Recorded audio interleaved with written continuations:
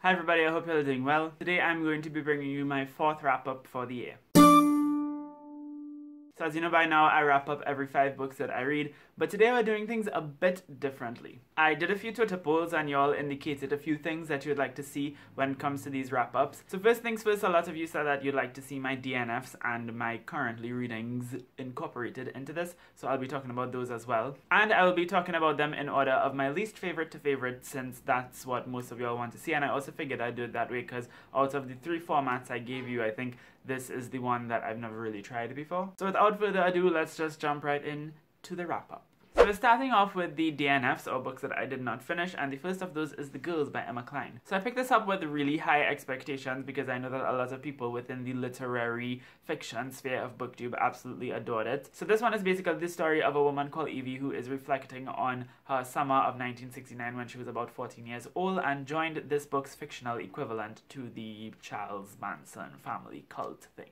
I was tremendously disappointed when I got like more than 50 pages into this book because I found that it was so dry, there was nothing appealing about it. I knew very much that I was going to get a character-centric, character-heavy, theme-heavy type of story and not so much something with like a really engaging psychological or mysterious plot. But the characters in this book are so bland, like I'm talking like unseasoned. And in a story where the main focus is the characters, if I don't like the characters, if I don't care for them, if I don't care about their story and what's happening to them, then I'm not going to enjoy the book. Another thing about this book that everybody kept talking about that was so amazing was the writing. Even people who didn't like this book said that the writing is beautiful. And yeah, the writing is not bad.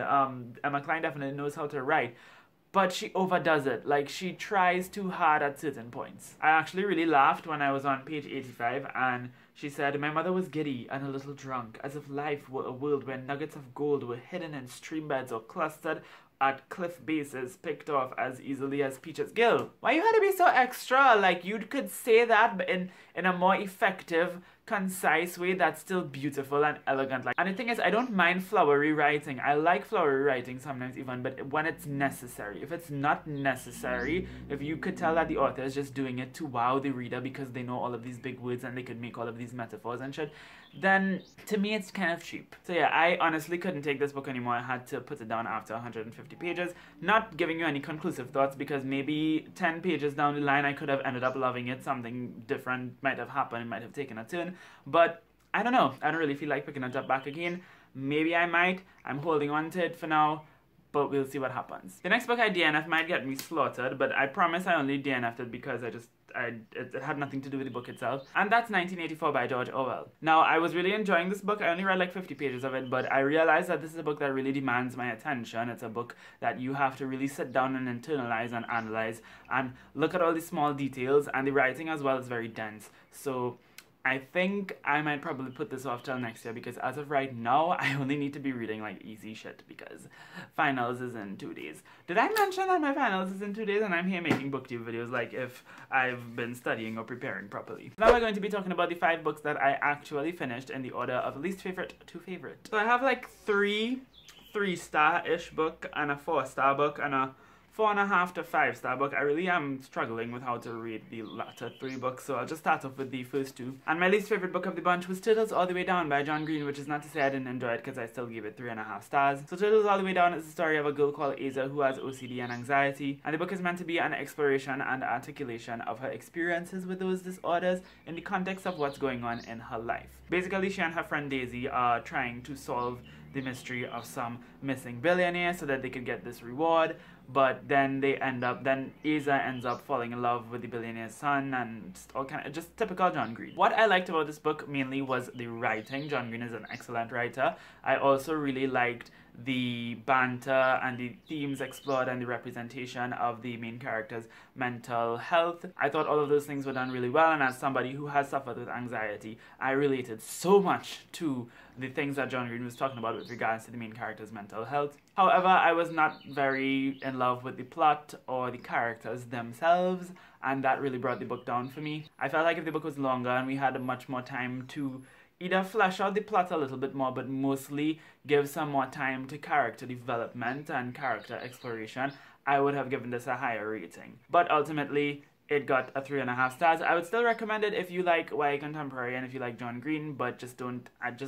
go in expecting too much because everybody has been hyping up this book, and it ain't all that, just being honest. Then I read another YA contemporary, and that is That Thing We Call a Heart by Sheba Karim. So this one is the story of a girl called Shabnam. She's Pakistani American, and she's from a Muslim family, but she doesn't practice Islam all that much, and throughout the book she's not clear on whether she labels herself a Muslim or not, but I'm still considering this Own Voices Muslim, you know, Pakistani American fiction. You understand what I'm saying? So the story itself is basically about how this girl is kind of struggling to connect with her culture, her heritage, her family's heritage, and then her identity as a Western young American kid. So we're following her in this book as she's kind of becoming a little bit more distant from her best friend Farah, who just started wearing the hijab and started to become a little bit more religious. And we're also following her relationship with her parents and how she's struggling with that. This book is really difficult for me to talk about because the things that I want to actually talk about with regards to this book would require me to spoil it, and I don't want to spoil it because it takes kind of a turn, but not like an amazing, oh my god, I didn't see it coming type turn. It just, I wasn't really expecting it to take the turn that it took, and that actually made me like the book a lot more. I was actually hating this book initially when I was reading it because I found that the main character is extremely annoying. She's just a very terrible person overall. She's really shitty to her best friend. She says Islamophobic things about her uncle. She kept telling this one lie over and over and over and literally had no purpose. She just kept telling people this lie. But the most annoying thing about this book was the relationship with this little white boy she met called Jamie. Oh my god, I wanted to take this book and smack him over the head with it. However, that was kind of resolved coming down to the end, and I was like, oh, I see what the author tried to do there. My only wish is that the author expanded this book a lot more, because I felt like she scratched the surface of some very important conversations and topics without going too much into detail, and I wanted to see more detail. This book, like Turtles All the Way Down, it's very short. It's 272 pages, and I feel like the kind of story that the author was going for warranted a lot more analysis of the character's situation, of what was happening, what was going on, and certain people's motives. I still ended up really liking it. I gave it 3.75 stars. Again, this is a very difficult book for me to talk about, so I'm sorry if my review of it didn't make sense, but I definitely recommend that you go and check it out yourself, because nobody's really been talking about this book. Then I read The Mothers by Britt Bennett, which I gave like 3.75 stars to as well. This one is a literary fiction that blew up last year. Everybody and their mother was reading it. Mother. And punny, subscribe. So this book is set in an African-American community somewhere in Southern California, I believe in San Diego, but I could be wrong. And we're primarily following three friends, Nadia, Luke, and Aubrey, throughout a course of like 10 years, from their late teens to late 20s, early 30s, and how their very complicated friendship/relationship things kind of intersect and diverge over the years. That's pretty much all I have to say, because this is a book that you should really just go into not knowing anything. I like the writing in here. First of all, like, unlike Miss what's her name, Emma Klein, Britt Bennett gives you like really good, clean writing that gets to the point but is beautiful and is elegant and flows well. So the themes and the ideas that were presented and explored in this book were done so in a very realistic, complicated and nuanced way. It's extremely challenging to the reader because you're presented with this very realistic situation, and regardless of your perspective, you're going to think, well, I kind of understand where this person is coming from, but I also understand why this person is doing what they're doing. And it's like, it's meant to challenge you. It's meant to put you in an uncomfortable place. And I feel like that's one of the most important things about this book. I just had two issues with this book. The first being that I didn't really connect all that well to the characters because of the fact that we're following them in such a short book over the space of 10 years. Like 3 years would pass, 2 years would pass, and it would be very difficult for me to picture them growing up to that point. So for example, in the beginning of the book, they're teenagers, and I kind of set, like, my mind had set on them being teenagers. So when we moved on to later down in the story, I just couldn't picture them as adults. I pictured them as teenagers in grown-up clothing, if that makes sense. So I felt like that aspect of the book could have been done a lot better. And ultimately, I felt like although this book has a lot to reflect on, I honestly find it to be kind of forgettable, in the sense that it's been a while since I finished reading it, and I just don't really think about it that much. Like, it's food for thought, but just not long-term thought, you know what I mean? Like, for something that's a debut novel, for something that was not a very easy book to write in the first place, I think Britt Bennett definitely deserves all of the praises that she got. But I had to be honest with myself and gave this a 3.75 stars. Then the next book I gave 4 stars to. I want to say I gave this 4 stars. That is Anna in Between by Elizabeth Nunez. This book is set in Trinidad and Tobago, but it doesn't specifically say that, it just says that it's set in the Caribbean. In it, we're following a woman called Anna who is about 40 years old, and she left Trinidad when she was about 18 years old, and she goes back home to visit her parents, and she discovers that her mother has breast cancer. And the entire book is really an exploration of this girl and her relationship with her parents and her family. The writing in here was so incredibly lush and accurate. Like, the way that Elizabeth Nunez describes things and talks about things are so true to the aesthetic reality of Trinidad. Like, for example, she said something at one point, it was like, when you look at the mountains after a while, they turn blue. And I was like, what? And then I actually looked at the mountains and I understood what she was talking about. Like, they almost appear to be blue with like the reflection of the sky or some shit like that. What was most interesting about this book for me though was that it took issues of race and gender and class that's so particular and so pertinent to Caribbean society and explores it within the context of this one family. They are part of the brown elite, as I like to call them. Sorry. You know, they live in a very big house. Unlike the average Trinidadian family, they speak standard English to each other. They have 2 servants, a black maid and an Indian gardener. The family themselves are mixed with everything, and the household itself is very patriarchal in its structure.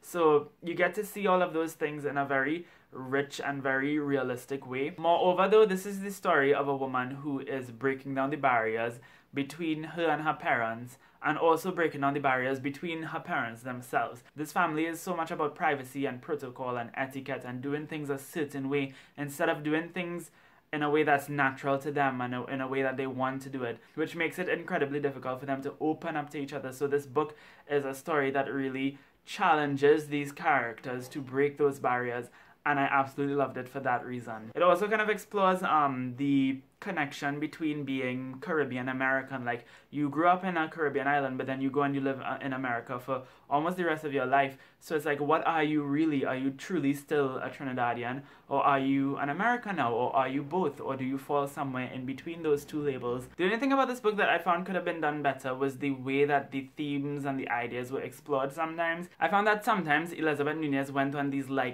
tangential limbs and like streams of consciousness that were relevant to the story, yes, but could have been tied more into the actual narrative of the story instead of like, okay, let's take a break from the story and talk about this and then get back to the story. You understand what I'm saying? So I feel like if the writing in that sense could have been tied up a lot better, I would have given this a full 5 stars, but for that reason I had to give it 4 stars. But of course I would still highly recommend this book. So the next book that I read that I'm struggling with like 4.5 stars to 5 stars is Born a Crime by Trevor Noah. So I listened to this one on audio, and it's basically a non-fiction story. It's Trevor Noah's memoir of his life growing up as a young boy in South Africa, being born to a black Xhosa,